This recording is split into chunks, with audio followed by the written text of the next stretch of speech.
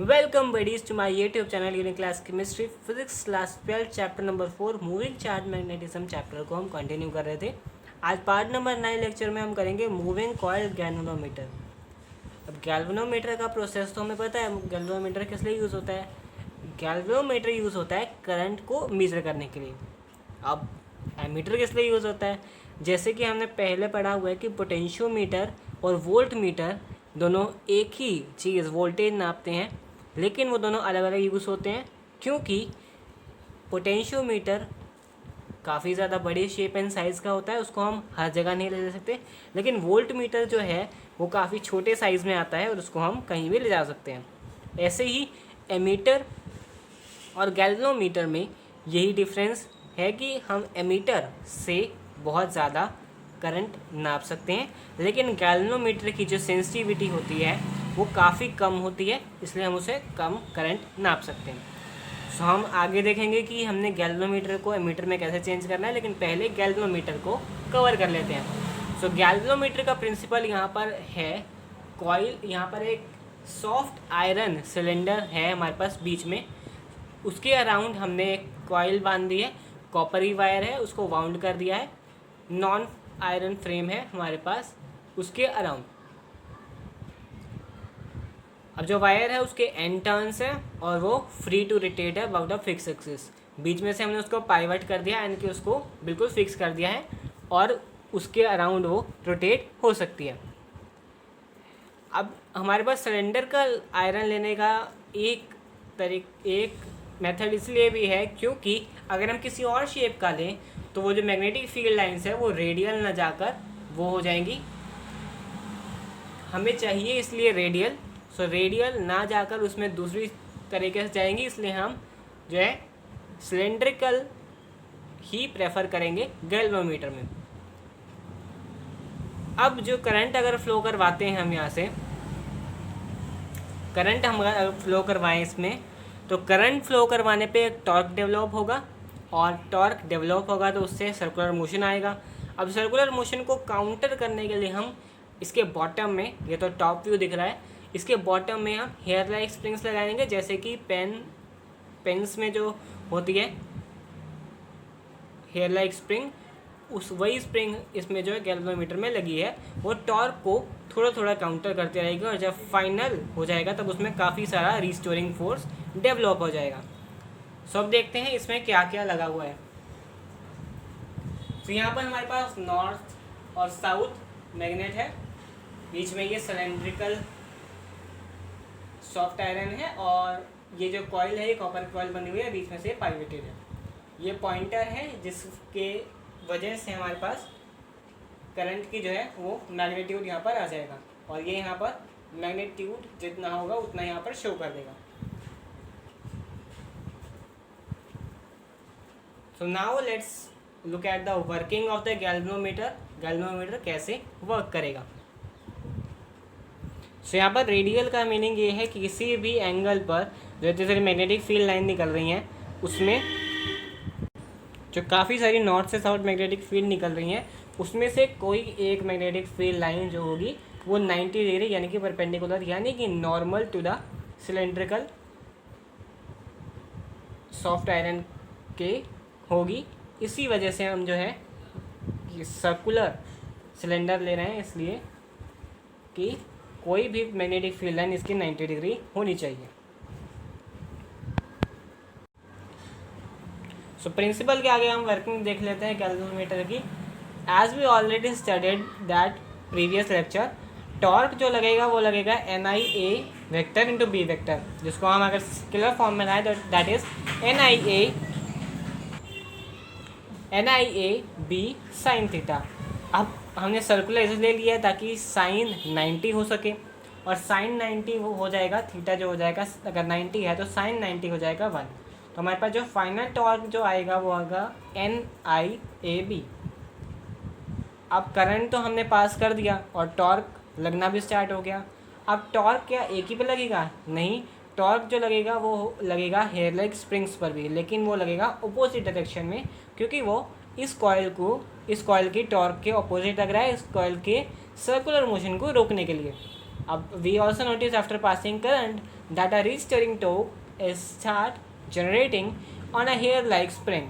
After a time, अगर torque लगता जाएगा टॉर्क जो है हेयर लाइक स्प्रिंग्स पर लगेगा रोकने के लिए, और कॉयल जो है वो अपनी एक्सिस पर घूम रहा है। अब वो अपनी एक्सिस पर घूम रहा है, नीचे से रिस्टोरिंग या अपोजिंग साइड में टॉर्क लग रहा है, तो वो इसको अपोज करेगा। और एक समय ऐसा आ जाएगा जहाँ जो रिस्टोरिंग फोर्स है वो टॉर्क के इक्वल आ जाएगा, क्योंकि वो कलेक्ट होता जा रहा है अपोजिट डायरेक्शन में। सो रिस्टोरिंग फोर्स है वो अपना काम करता जाएगा, वो उल्टी डायरेक्शन में टॉर्क लगाता जाएगा, और एक समय ऐसा आ जाएगा इक्विलिब्रियम का टाइम जहाँ पर जो टॉर्क जो है कॉइल पर लग रहा है और जो हेड लाइक स्प्रिंग्स पर लग रहा है वो दोनों हो जाएंगे सेम। तो ना टॉर्क के कॉइल जो कॉइल पर टॉर्क लग रहा है वो आगे सर्कुलर मोशन में होगी रोटेट, और ना ही हेड लाइक स्प्रिंग है जो अपोजिट डायरेक्शन में टॉर्क लगाएगी। सो इक्विलिब्रियम पॉइंट पर दोनों की जो टॉर्क है वो इक्वल आ जाएगी। अब जो देखना है हमें कि हेयर लाइक स्प्रिंग पर कितनी टॉर्क लगती है। सो इसको आगे बढ़ाते हुए हम लेंगे torque of a spring and the torque on a circular coil. अब दोनों को इक्वल रख देंगे। तो पहले निकाल देते हैं स्प्रिंग पे कितना लगेगा टॉर्क। स्प्रिंग पे लगने वाला टॉर्क का डिफ्लेक्शन अगर देखें तो पॉइंटर में डिफ्लेक्शन होगा फाई। हम एक एंगल मान रहे हैं, कितने का डिफ्लेक्शन होगा वो एंगुलर डिफ्लेक्शन ले रहे हैं, और उसको आगे कैरी फॉरवर्ड करेंगे। के फाई हो जाएगा, और के हमारे पास है torsional constant of a spring. तो के फाई जो लगने वाला स्प्रिंग पर है वो है स्प्रिंग पर लगने वाला टॉर्क के फाई। अब के फाई को रख देंगे NIAB के इक्वल, क्योंकि ये इक्विलिब्रियम पर दोनों इक्वल होंगे। अब इसे हम फाई की वैल्यू निकाल सकते हैं। फाई की वैल्यू होगी NIAB अपॉन के, और आई की वैल्यू अगर निकालना चाहें तो वो होगी के फाई अपॉन NAB। इसके आगे देखेंगे हम गैल्वेनोमीटर। अब हम यूज़ कर सकते हैं नंबर ऑफ़ वेज में। अब करंट डिटेक्ट करने के लिए हम यूज़ करते हैं। अब इसको यूज़ कर सकते हैं हम व्हीटस्टोन ब्रिज के अरेंजमेंट में यूज़ किया था हमने लास्ट चैप्टर में, और इसको हमने यूज़ किया था अगर यहाँ पर in the uses of a neutral position of a pointer when no current in the middle. जो पॉइंटर होगा अगर करंट फ्लो नहीं कर रहा है तो वो मिडल में पॉइंट होगा, करंट जिस साइड फ्लो कर रहा होगा पॉइंटर जाएगा उसी साइड, और जो हमें मैग्नीट्यूड करंट का वो है इससे मिल जाएगा। करंट को डिटेक्ट करने के लिए गैल्वेनोमीटर यूज़ होता है, और दैट्स इट फॉर गैल्वेनोमीटर। आगे हम देखेंगे गैल्वेनोमीटर को एमीटर और वोल्ट मीटर कैसे बनाया जाता है। So now let's discuss about how we convert galvanometer to ammeter and voltmeter. अब गैल्वेनोमीटर हमने ले लिया था, वो गैल्वेनोमीटर है जो स्मॉल करंट को ही जो है मेजर कर सकता है। अब उसको हम एमीटर में चेंज करेंगे तो वो हाई वोल्टेज करंट या हाई करंट सर्किट वो है मेजर कर सकता है। अब उसके लिए हमें चाहिए एक नया टर्म जिसको हम कहेंगे शंट। अब शंट को हम डिनोट करेंगे RS से। जो शंट है वो रेजिस्टेंस है, और वो नेग्लिजिबल रेजिस्टेंस है जो हमारे सर्किट में प्रेजेंट होगा। RS से उसको हम डिनोट कर देंगे जो हमारा है शंट। अब उस सर्किट में हम आगे बढ़े तो उसमें गैल्वेनोमीटर लगाया हुआ है, और गैल्वेनोमीटर का अपना रेजिस्टेंस है जो है ये RG है जो RG जो है वो RS से वेरी वेरी वेरी हायर है। मतलब जो शंट का रेजिस्टेंस है वो very very very less than जो है गैल्वेनोमीटर के रेजिस्टेंस से है। इसका भी एक स्पेशल मीनिंग है यहाँ पर, बिकॉज जब हम करंट पास करेंगे तो करंट को वो रास्ता चाहिए या वो पार्ट चाहिए जिसमें जो रेजिस्टेंस की वैल्यू है वो सबसे कम हो, वो स्मूथ पाथ हो। सो हम RS जो रखेंगे तो वो करंट जो है वो वाला रास्ता प्रेफर करेगा, वो वाला पाथ प्रेफर करेगा जिसमें शंट लगा हुआ है। उसकी वजह से जो सारा मैक्सिमाइज या मेजॉरिटी ऑफ करंट है वो सारा शंट के थ्रू, या जो लूप हमारे पास है जहाँ से I-IG करंट जा रहा है, देयर इट इज।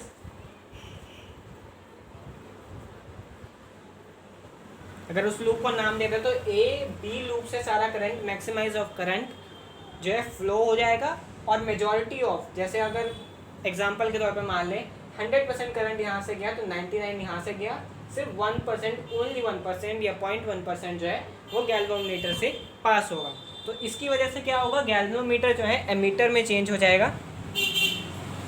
गैल्वेनोमीटर को हम एमीटर कहेंगे क्योंकि गैल्वेनोमीटर अब जो है हाई करंट सर्किट को मेजर करने लगा, यानी कि जो करंट उसके पॉइंटर पर जो वैल्यूज़ लिखी हैं उससे ज़्यादा है, अब वो उसको भी मेज़र करेगा, तो वो हो जाएगा एमीटर।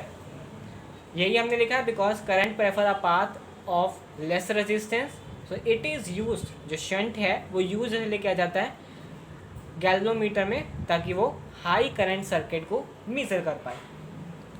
बाईपास रास्ता हमने इसलिए दिया है उसको, ताकि वो करंट जो है ऊपर ना जाकर जो है शंट के रास्ते से चला जाए। सो नाउ गैल्वेनोमीटर को हम चेंज करेंगे वोल्ट मीटर में। अब इस डायग्राम को हम समझ लेते हैं। हमारे पास जो डायग्राम है उसमें एक वोल्टेज दिया हुआ है, that is V, A B के अलोंग वोल्टेज है, IG इसमें करंट फ्लो हो रहा है, और ये जो R है ये हम गैल्वेनोमीटर का इंटरनल रेजिस्टेंस RG है, और ये R हमने इसलिए लगाया है, purpose of R, because if IG flows, अगर IG से ज़्यादा, IG जो है वो मैक्सिमम करंट जो है वो फ्लो होगा। जैसे IG हमने यहाँ लिखा था कि मैक्सिमम करंट जो गैल्वेनोमीटर नाप सकता है, गैल्वेनोमीटर जो मैक्सिमम करंट उसमें हो सकता है वो IG है, और यहाँ भी IG वही है जो मैक्सिमम फ्लो है। अब because if IG flows then the potential drop, IG से ज़्यादा करंट अगर फ्लो होगा तो पोटेंशियल जो है, पोटेंशियल डिफरेंस वो ड्रॉप हो जाएगा, और जो हमें प्रॉपर रीडिंग जो है वोल्ट मीटर की या गैल्वेनोमीटर की नहीं मिलेगी। उसी से बचने के लिए हमने बहुत बड़ा R यानी कि हायर ओम का R लगा दिया है, ताकि आइडियल वोल्ट मीटर में भी यही होता है कि बहुत बड़ा R होता है रेजिस्टेंस, ताकि उससे पोटेंशियल ड्रॉप या IG से ज़्यादा करंट जहाँ फ्लो हो सके और पोटेंशियल ड्रॉप ना हो, और वो प्रॉपर रीडिंग दे। जितना कम करंट उतनी अच्छी रीडिंग। तो यहाँ पर R जो है वो very very very greater than RG होगा, जो इंटरनल रेजिस्टेंस है गैल्वेनोमीटर का। यहाँ भी दे रखा है R plus RG last resistance. तो derivative is the final formula. अगर शंट का फार्मूला है तो हमारे पास IG RG जो है वो हमने रेजिस्टेंस लगाया था, RG वो है RG जो हमने रेजिस्टेंस, जो इंटरनल रेजिस्टेंस है इसका, और I minus IG।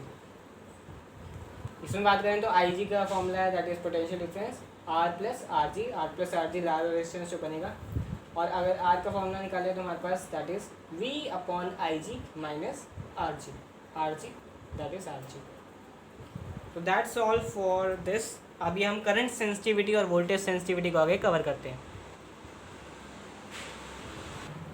Last topic of this video, current sensitivity and voltage sensitivity. तो करंट सेंसिटिविटी होता है deflection per unit current, galvanometer का deflection per unit current. Deflection को हम डिनोट करते थे फाई से, अब फाई अपॉन आई वो हो जाएगा डिफ्लेक्शन पर यूनिट। अब phi upon I that is NAB K upon K, क्योंकि हमने उसी फॉर्मूले से निकाल दिया, that is phi is equal to NAB upon K into I, उसी फॉर्मूले से आ गया। और हमारा डिफ्लेक्शन है वो 4 चीज़ों पर डिपेंड करता है, 3 चीज़ों पर डायरेक्टली और एक चीज़ पर इन्वर्सली। सो अगर फाई को हमने बढ़ाना है, डिफ्लेक्शन बढ़ाना है, तो नंबर ऑफ टर्न्स हम बढ़ा सकते हैं, एरिया बढ़ा सकते हैं कॉइल का, या मैग्नेटिक फील्ड बढ़ा सकते हैं, या के को कम कर सकते हैं। के को कम करने के लिए हमने पहले ही हेयर लाइक स्प्रिंग लगा रखी है। और वोल्टेज सेंसिटिविटी ही रहती है डिफ्लेक्शन पर यूनिट वोल्टेज, यानी कि वोल्टेज बढ़ाने पर डिफ्लेक्शन कितना होता है। अब उसका भी there it is phi upon V that is deflection per unit voltage. अब फॉर्मूला है इसका NAB अपॉन IR की। फाई डिपेंड करता है N पे, A पे और B पे। नंबर ऑफ टर्न्स बढ़ा दीजिए, एरिया बढ़ा दीजिए, या हमारे पास मैग्नेटिक फील्ड बढ़ा दीजिए, या फिर करंट कम कर दीजिए, रेजिस्टेंस कम कर दीजिए, या के कम कर दीजिए। रेजिस्टेंस डिपेंड करता है लेंथ और एरिया पर। लेंथ आप कम कर दीजिए, रेजिस्टेंस कम हो जाएगा, एरिया आप बढ़ा दीजिए और रेजिस्टेंस हो जाएगा कम। तो that's all for this lecture. और आगे हम कवर करेंगे मूविंग ऑफ इलेक्ट्रॉन और सोलेनॉइड एंड टॉर्नॉइड, और इसके बाद ये चैप्टर हो जाएगा ओवर।